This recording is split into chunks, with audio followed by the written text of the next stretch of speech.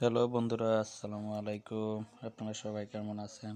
আপনারা জানেন আমরা বাপ ছেলে দুজন ঘুরতে গেছি, ওর মা গেছে, ও নেই ভিডিও। আমরা বাপ ছেলে ভিডিও করতে আছি, দুষ্টামি করি, মজা করি।